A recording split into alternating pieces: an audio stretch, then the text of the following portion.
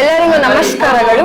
ಇಂದು ತಾಲೂಕು ಮಟ್ಟದ ಪ್ರಗತಿಪರ ಯುವ ರೈತ ಪ್ರಶಸ್ತಿಗೆ ಪಾತ್ರರಾಗಿರುವ ಶ್ರೀಯುತ ಆದರ್ಶ್ ಅವರು ನಮ್ಮೊಂದಿಗಿದ್ದಾರೆ. ಇವರು ಚನ್ನರಾಯಪಟ್ಟಣ ತಾಲೂಕಿನ ಹಾಸನ ಜಿಲ್ಲೆದವರು. ನಮಸ್ಕಾರ ಸರ್, ನಿಮ್ಗೆ ಪ್ರಶಸ್ತಿ ಸಿಕ್ಕಿರೋದು ಅಭಿನಂದನೆಗಳು ಸರ್. ಸರ್, ನೀವು ಈಗ ಪ್ರಗತಿಪರ ರೈತರ ಪ್ರಶಸ್ತಿ ಸಿಕ್ಕಿದೆ ಸರ್. ನೀವು ಏನೇನ್ ಬೆಳ್ಕೊಂಡಿದ್ದೀರಾ? ನಿಮ್ಗೆ ಸ್ಫೂರ್ತಿ ಯಾರು ಸರ್? ಕೃಷಿನಲ್ಲೇ ಇರೋದಕ್ಕೆ ಸ್ಫೂರ್ತಿ ಯಾರು ಸರ್? ಅಂದ್ರೆ ನಮ್ ತಾತ ಮುತ್ತಾಗಿನ ಕಾಲದಿಂದ ನಾವು ರೈತರ ಕುಟುಂಬದಿಂದ ಇದ್ದಿದ್ದು. ಅದು ನಮ್ ತಾತ ಅವರೆಲ್ಲ ಮಾಡ್ತಾ ಇದ್ರು. ಅದರಿಂದ ನಮ್ ತಂದೆ ಸಖತ್ ಹುಚ್ಚು ಜಮೀನು ಅಂತ. ನಾನು ಅವಾಗ ಅವ್ರ ಜೊತೆ ತೋಟಕ್ಕೆಲ್ಲ ಹೋಗ್ತಾ ನನಗೆ ಪ್ರಾಣಿ ಪಕ್ಷಿಗಳು ಅಂದ್ರೆ ಸಿಕ್ಕಾಪಟ್ಟೆ ಹುಚ್ಚು.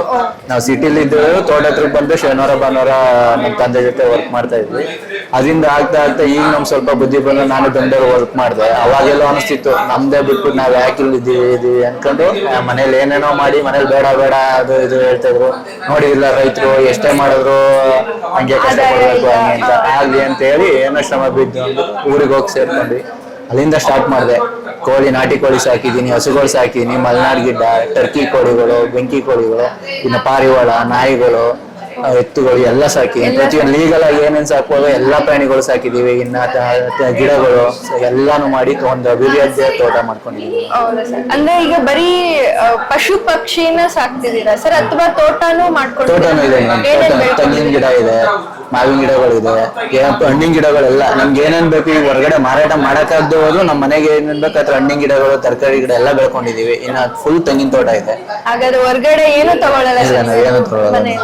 ಇದರಿಂದ ಆದಾಯ ಹೇಗೆ ತೆಗಿತೀರಾ ಸರ್? ಮೇಡಮ್, ತೆಂಗಿನ ಮರದಿಂದ ಆದಾಯ ಇದೆ ನಮ್ಗೆ.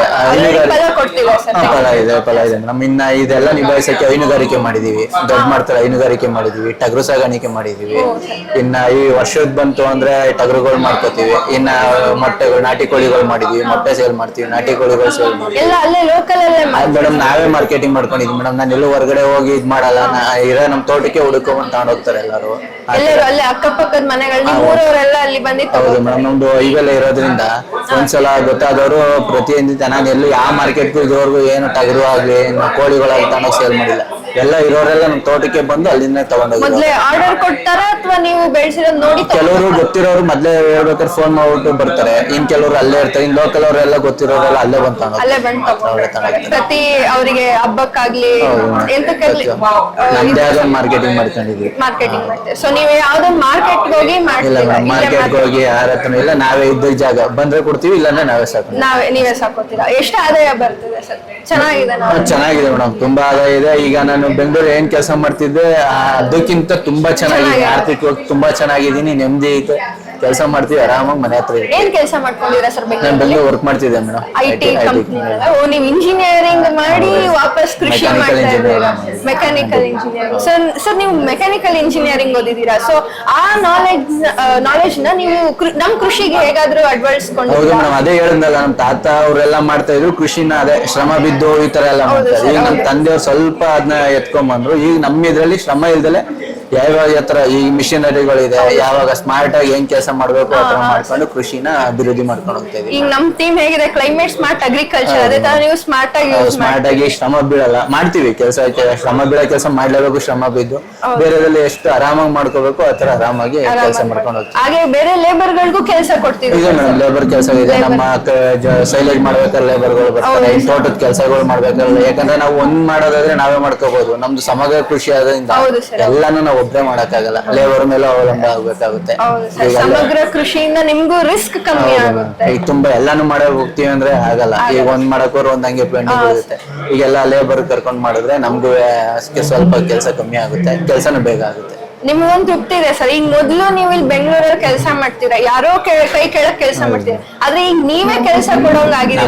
ಅವಾಗ ಬೇಡ ಅಂದ್ರೆ ಮೇಡಮ್ ಇವಾಗ ಖುಷಿ ಪಡ್ತಾರೆ. ಸುತ್ತಮುತ್ತವರೆಲ್ಲ ಬಂದು ನೋಡ್ತಾರೆ, ಚೆನ್ನಾಗ್ ಮಾಡೋನೆ ನಿಮ್ ಮಗ ಅಂತ ಎಲ್ಲ ಹೇಳ್ತಾರೆ. ಸುತ್ತಮುತ್ತ ತುಂಬಾ ಜನ ನೋಡಕ್ ಬರ್ತಾರೆ, ಅವಾಗ ಖುಷಿ ಪಡ್ತಾರೆ. ಇವಾಗ ನಿಮ್ಮನ್ನ ನೋಡಿ ತುಂಬಾ ಜನ ಸಾಕೋರು ಇದಾರೆ ಸರ್? ಇದೆ ಮೇಡಮ್, ಸಾಕೋರು ಇದಾರೆ. ನಾವ್ ಎಷ್ಟೊಂದು ಪಕ್ಷಿಗಳಿಗೆ ಬಾತುಕೋಳಿ ಆಗಿರ್ಬೋದು, ಪಾರಿವಾಳ ಆಗಿರೋ ಸಾಕ್ತೀನಿ, ಅವ್ರಿಗೆ ಮಾರಾಟ ಮಾಡಕ್ ಹೋಗಲ್ಲ, ಫ್ರೀಯಾಗಿ ಕೊಟ್ಟು ಕಳಿಸ್ತೀವಿ. ಹಾಗೆ ನೀವು ಸಲಹೆಗಳು ಕೊಡ್ತೀರಾ ಸರ್? ಹೌದು ಮೇಡಮ್, ತುಂಬಾ ಜನ ಬರ್ತಾರೆ. ನಮ್ಗೆ ತಿಳಿದಿರೋದು ಏನಂತ ಹೇಳ್ತೇನೆ. ನಾನು ಅಷ್ಟೇ ಇದಕ್ಕಿಂತ ಮುಂಚೆ ಬಂದಾಗ 2 ವರ್ಷ ಸುತ್ತಿದೀನಿ.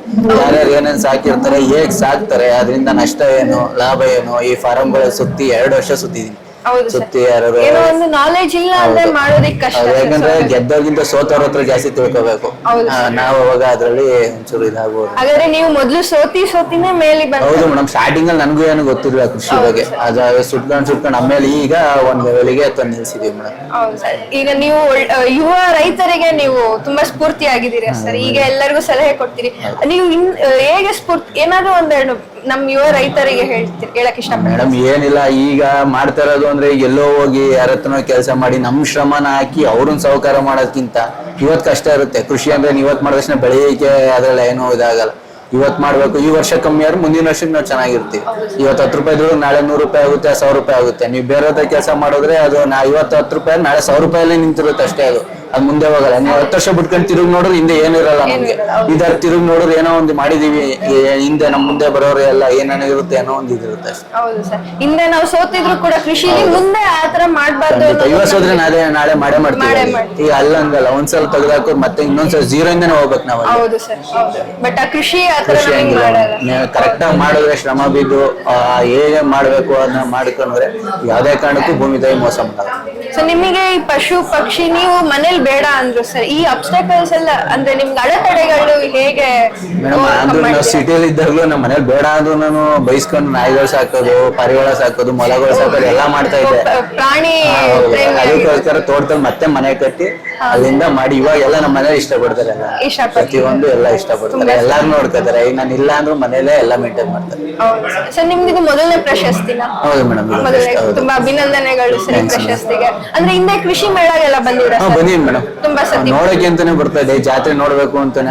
ಊರ್ ಕಡೆ ಪ್ರಶಸ್ತಿ ತಗೊಂಡ್ ಹೋಗ್ತಿದ್ದೀರಾ ಸರ್? ಹೋಸಲ ಬಂದಾಗ ಅನ್ಕೊಂಡಿದ್ದೆ, ಈ ಸಲ ನಮ್ಮ ಸ್ನೇಹಿತರು ಬಂದಿತ್ತು, ಹೋಸಲ ನಾನೇ ತಗೋಬೇಕಲ್ಲ ಅನ್ಕೊಂಡು ಅದಕ್ಕೋಸ್ಕರ ಶ್ರಮ ಪಟ್ವಿ, ಬಂದಿದೆ. ಕನ್ಸ್ ಕಂಡಿದ್ದೀವಿ ಸತಿ ನೆನ್ಸ್ ಮಾಡ್ಕೊಂಡು ಹೋಗ್ತಿದ್ದೀರಾ? ಅಂತಲ್ಲ, ಅಲ್ಲಿ ಊರ್ ಕಡೆ ಜಾತ್ರೆಗಳು ನಡೆಯೋದು ಅಷ್ಟೇ. ಅದೇನೋ ಒಂಥರ. ಈಗ ನಾವು ಬೇರೆ ಫಿಲಮ್ ಗಿಲಮ್ ಅವೆಲ್ಲ ಅಷ್ಟು ಇಂಟ್ರೆಸ್ಟ್ ಇಲ್ಲ ನಮ್ಗೆ. ಈ ಜಾತ್ರೆಗಳು ನಡೆಯುತ್ತೆ, ಎಲ್ಲಿ ಹಸುಗಳು ಜಾತ್ರೆ ನಡೆಯುತ್ತೆ, ಅಲ್ಲೆಲ್ಲ ಹೋಗಿ ಸುತ್ತಿ ಹಸುಗಳು ನೋಡ್ಕೊಂಡು ಆತರ ನಮ್ ಇಂಟ್ರೆಸ್ಟ್ ಆತರ. ನಿಮ್ಮ ಹತ್ರ ಸರ್ ಈಗ ಹೈನುಗಾರಿಕೆ ಮಾಡ್ತಿದ್ದೀರಾ, ಮೆಷಿನ್ ಹೊಸ ಆವಿಷ್ಕಾರ ಇಟ್ಕೊಂಡಿದ್ದೀರಾ? ಹಾಲ್ ಕರಿಯಕ್ಕೆ? ಹಾಲ್ ಕರಿಯಕ್ ಮೆಷಿನ್ ಇದೆ, ವಾಷಿಂಗ್ ಮೆಷಿನ್ ಇದೆ, ಪ್ರತಿಯೊಂದಕ್ಕೂ ಎಲ್ಲ ಮೆಷಿನ್. ಯಾಕಂದ್ರೆ ನಮ್ಮ ಹತ್ರ ಇರೋವೆಲ್ಲ ದೊಡ್ಡ ದೊಡ್ಡ ಹಸುಗಳೇನೆ. 15-20 ಹಸುಗಳು. ಎಷ್ಟು ಹಸುಗಳು ಸರ್? 15 ಹಸುಗಳಿದೆ. 15 ಹಸುಗಳು? ಎಲ್ಲ ಹಸುಗಳೇನು? ಹಸುಗಳಿದೆ. ಇನ್ನ ಮಲ್ನಾಡ್ ಗಿಡ ನಮ್ಮ ಮನೆಗೆ ಹಾಲಿಗೆ ಅಂತ ನಮ್ಗೆ ಇಟ್ಕೊಂಡಿದೀವಿ. ಇನ್ನ 3 ಎಮ್ಮೆ ಇದೆ. ಎಲ್ಲ ಇಂದ ಹಾಲ್ನ ಕರಿಯಕ್ಕಾಗಲ್ಲ, ಕೈಲಿ ಕರಿಯೋದು ಹಿಂಸೆ ಆಗುತ್ತೆ. 75 ಲೀಟರ್ 80 ಲೀಟರ್ ಎಲ್ಲ ಕರಿಯಕ್ಕಾಗಲ್ಲ. ಮಿಷಿನ್ ಅಲ್ಲಿ ಮಾಡ್ಕೊಂಡು ಟೈಮ್ ಸೇವ್ ಮಾಡ್ಕೋತಾ ಇದೀವಿ ಸರ್. ಆ ಹಾಲ್ನೆಲ್ಲ ನೀವು ಕೋಆಪರೇಟಿವ್ಸ್ ಗೆ ಎಲ್ಲಾದ್ರೂ ಹಾಕ್ತೀರಾ? ಅಲ್ಲಿ ನಮ್ಮೂರಲ್ಲೇ ಅಕ್ಷಯ ಕಲ್ಪ ಅಂತ ಇದೆ, ಅಂದ್ರೆ ಮನೆ ಹತ್ರ ಬಂದು ಅಲ್ಲೇ ತಗೊಂಡು. ನಮ್ ತೋಟದ ಮನೆ ಆದ್ರಿಂದ ನಮ್ಗೆ ಅಲ್ಲಿಂದ ಟ್ರಾವೆಲ್ ಮಾಡಕ್ಕಾಗಲ್ಲ. ಬೈಕಲ್ಲಿ ಗೌರ್ಮೆಂಟ್ ಡೈರಿಗೆ ಆಗ್ತಾ ಇದ್ವಿ. ಒಬ್ಬೊಮ್ಮೆ ತಗೊಂಡೋಗ ಅದಾದ್ರೆ ನಾವು ಕರೆದಿಟ್ರೆ ಅವರೇ ಬಂದು ಅಲ್ಲೇ ಮನೆ ಬಾಗ್ಲಿಗೆ ಬಂದು ತಗೊಂಡು ಮತ್ತೆ ನಮ್ಗೆ ಮಳೆಗಾಲ ಇದ್ರಲ್ಲೆಲ್ಲ ಹಿಂಸೆ ಇರಲ್ಲ. ಈಗ ಒಬ್ರೇ ಇದ್ರು ಕೆಲಸ ಮಾಡ್ಕೋಬಹುದು. ಆತರ ಬರ್ತಾ ಇರುತ್ತೆ. ಇನ್ನ ಈಗ ಏನೇ ಅಂದ್ರೂ ಕೃಷಿಲಿ ಈಗ ಒಬ್ರು ಇಲ್ಲ ಅಂದ್ರೂ ಕೃಷಿ ನಡೀತಾ ಇರ್ಬೇಕು. ಈಗ ಹೈನುಗಾರಿಕೆ ಹೆಂಗೆ ಅಂದ್ರೆ ಈಗ